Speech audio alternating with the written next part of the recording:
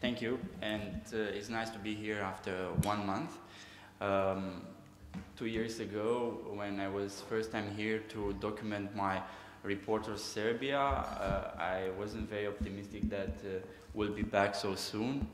And now we're back at least twice a year for a follow-up visit.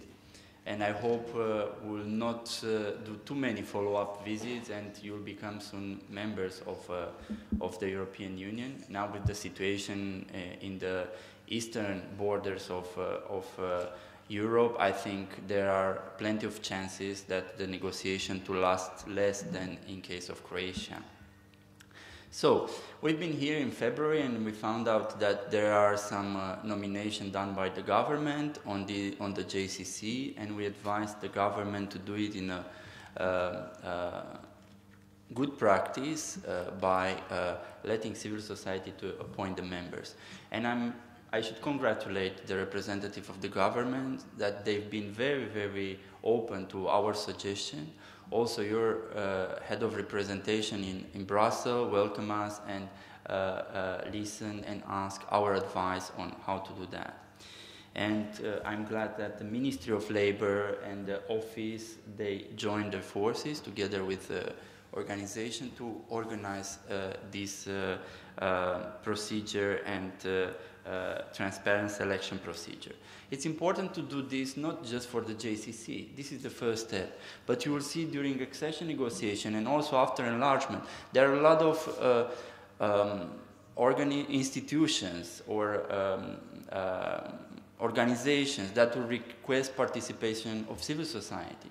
And if you don't build this methodology and good practice, a transparent way of appointing your representatives, then all the time the government will play with you and will nominate their darlings, let's say like that. This is the case of my country. We started in a very democratic way, and 2 or 3 years ago the government started to mix, to interfere with our appointments.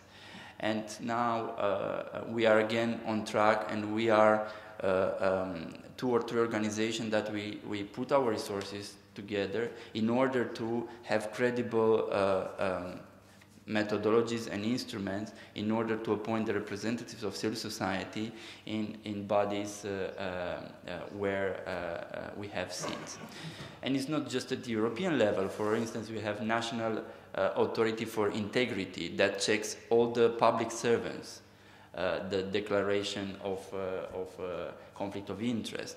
Then it's the Council of dealing with prosecutor's office. Again, there we have seats. The National Audiovisual Council that regulates the media in Romania, where we have seats.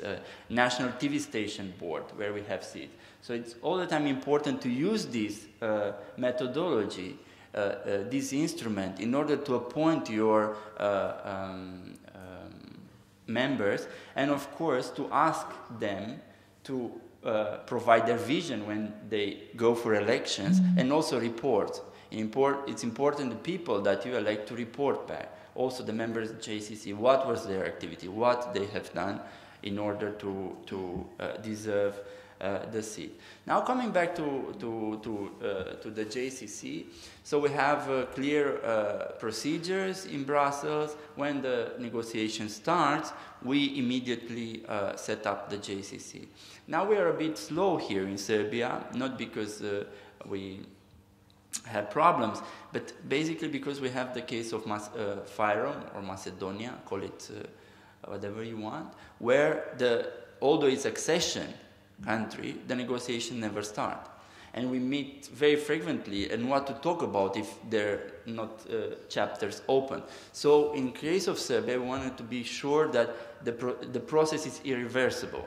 And now we're sure that it is irreversible and will go forward. So now I would tell you a few words about what we understand to the role of Joint Consultative Committee. So you have in Brussels 5 institutions. You have the European Council, you have the European Commission, you have the Parliament going every year in its role, and then you have Committee of the Region, that is representative of mayories, local council, so regional, local and regional authorities. And then you have a European Economic and Social Council from the very beginning, where you have trade union, employer association, and as they called other interests, where mainly you have NGOs members. So these are the institutions. The last two, the Committee of the Region and the European Economic and Social Council, we have just a role in advising and recommending things to the institutions. And we do now monitoring all the time when we write a report, also this one, my report on Serbia, to see how our recommendations are part of the policies and the negotiation of the EU. And I might say that our role is increasing, and now we hope that we'll be back as a powerful player in Brussels, because social Europe was forgotten for some years, because we have an economic crisis, and they say, at least for trade unions, don't protest, and civil society, we have crisis, we should do things quietly because we should stick together. Now the things are different, I think. The Europe start to grow again, so probably also our voice will be now more, let's say, loud. So, we propose recommendation in this JCC for the European Commission, European Council, Parliament, and the national authorities. For me, for instance, as a rapporteur, I never write a report without public hearing in the countries that, if it is Serbia, for instance, we've done public hearing with organization, we meet all the institutions, your parliament, then I meet the rapporteur in the parliament on Serbia, and we talk with the people in DG enlargement that are in charge with Serbia. So it's very important to bring these people in order their recommendation to be feasible. Then it's also dialogue and cooperation, not just from Serbia to EU level, but also around Serbia. For instance, if you would not have JCC, how many times you would meet the Trade Union Employer Association? Probably not. So this JCC will put you also together, if you like or not, the other part, to talk with them and to negotiate with Trade Union Employer Associations, yours, the Serbian. And I guarantee you that it's a useful process, and you'll see where you have things in common and where you don't. And I think this is a good step forward. And of course, you learn about EU. This is very important for NGOs, because you're not public authorities that you have in public authorities, they have in job description to do that. For a lot of NGOs that they have field work and a lot of work inside the country, this is coming extra. Sometimes it's like a hobby. You are not paid 90% of the cases. So it's important to understand Brussels, to understand how it works. Otherwise, you will not be able, while you will be a member, to participate. Because the Germans, the French, the Italians, all these old member states, they know everything. You know, they have so much tradition, and we are there in what to do, what to say. So it's important you to participate in this year when you will be member and with vote to know what is your right and what to fight for Serbia. Next one. Okay, so it's also very important to foster the debate inside the Serbian public. You know, what is this European Union like? Do we gain something or not? If we want to gain something, what we should do to gain? I don't know, to have a good public administration, to spend the EU fund, to have great NGOs, to know to write projects in order to get the money for the project, so on and so forth. And it's also a capacity building process for all of you in terms of European affairs, but not only. It's also technique in writing projects, it's also a negotiation technique, and a lot of networks. Because while you will be in Brussels, for instance, you have the chance to meet other people, other networks, to be part of them, and to do jointly things. So what we do basically for the future member, So we are trying to support them in order to learn and to give them weight in the negotiation with the authorities and the European Commission delegation here. Also, we want to be sure that the process is transparent. And also, together we'll assess the EU legislative proposal and regulatory framework for negotiations. Now about the composition, because we had here a lot of discussions lately. And yes, there are 9 members from your side, 9 members from our side. And it should be 3 from trade unions, employer associations, and 3 from NGOs. This cannot be negotiated. But nobody mentioned last time and this time about observers. For instance, you have 4 areas: rule of law, socio-economic development, environment, and agriculture and rural development. And you have just 3 seats. And you could appoint observers, that they are not voting members, but they participate to the meetings. And you could have at least up to 4 observers. And in terms of observers, they could be all 4 from NGOs or 3 from NGOs. So it's your choice. And I think here one of the, is not a recommendation, take it as, I don't know, a thought. You could take the ones that are, I don't know, the 4th and the 5th in the elections. You could take it on board, and also to cover all the areas that you want to be part of negotiation. What is very important with the 3 members that you elect is to have the capacity there in their organizations.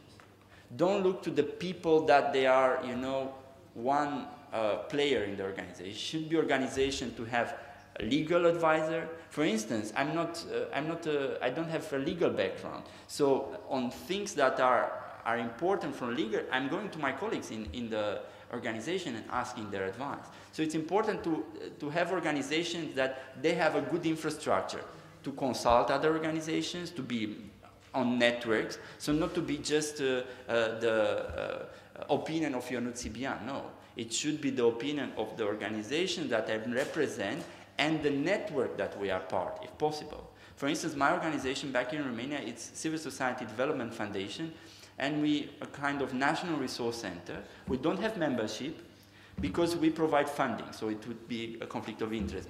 Our main activity is to provide funding for organization. But we have means of doing awareness, like NGO portal where we have 50,000 people per month accessing the news that we put there. So if I'm doing something here, this will be there, the people that support me, they know that I'm involved in this. So observer could be a solution for you, because 3 seats is quite hard to deal when you have a very vivid civil society sector. So the JCC is for the whole period, but your mandate is 2.5 years. Also my mandate as a president of Western Balkans, follow-up committee is for 2.5 years. Then it's going to other group. Okay, so as you see, employers, employees, and civil society as 3 groups. And here you have our names. They were agreed in the February in the plenary and voted. So you have Zvjeto Stantic as co-president, because you'll have a co-president also from your side, and this is a decision. And it will be rotating. So 2.5 years will stay in employers, 2.5 years employees, and 2.5 years NGOs.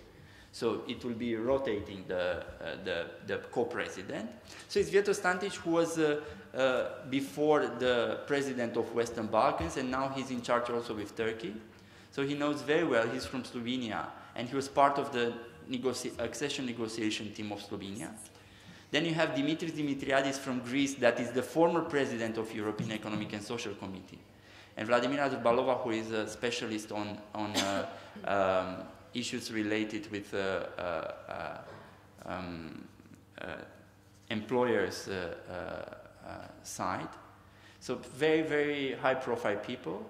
Then in the group 2, you have the trade unions. You have Christoph Lechner, who was together with, he was co-rapporteur on the report on Serbia, and he was also in charge with the JCC, the president of JCC with Croatia, so he knows all the story. Then we have a French colleague, and Andrej Zorko, who is from Slovenia, is the JCC president of Montenegro. So again, a person that he knows the job. Then from my group, from group 3, you have Hungary, Kinga, she's from European Movement from Hungary. Then you have my colleague from Croatia, Skravalo, and another colleague from Slovenia. So basically, it's the people from the region, they are very interested in the work on Serbia. So this is for the next 2 years and a half from our side, this is the team. I will join the team as president of Western Balkans for the meetings. Okay, so these things I think they were already said. What is important for me, and it's with red here, we want a transparent and inclusive procedure, and as it was presented now, we have all the let's say the signs that this will be the case for Serbia. So I told you it's 2.5 year mandate, co-chaired Serbian and from our side. Then we have rules and procedure, but I don't want to go in these rules and procedure. Probably the office could upload it in their website, and you could see these rules or procedures established by us. We meet twice a year. We meet once in Brussels and once in Belgrade. Now we are trying also to go outside the capital cities at least one day, because the meeting is 2 days. What we do at the end of the meeting, we agree on a report. So we choose the latest chapters open, and we appoint a rapporteur from our side, and you one from your side, are 2 reports, and we do a report on the state of this chapter. It could be, for instance, in terms of Montenegro, it was research first, and I think education. So we discussed these chapters. We do public hearing with CSOs, and at the end of the second day, we issue a common declaration in the front of the media and public authorities. And this is all the time hard to do it. For instance, in Montenegro's case last time, we almost disagree totally, because from our side, it was a critique on the government, on the Montenegrin government, who restricted the access to information for watchdog organizations. This being from our side as a step back in discovering conflict of interests on the politician side. So finally we managed to do it, but next meeting, that will be in June, we'll have a report done on this topic. So we want to see if the government aborted this initiative, and we are back on track on the chapter 23 and 24. And these are the most important, frankly speaking, issues, chapter 23 and 24. If these chapters will be done in a good way, or after enlargement, also you, NGOs, you'll have the tools to do your watchdog functions and work properly, and you'll have a better society to live. If those chapters will not be negotiated in the right way and participatory from point of view, then you'll have a problem, because you'll not have the legislations and the institutions able to democratize and to make Serbia a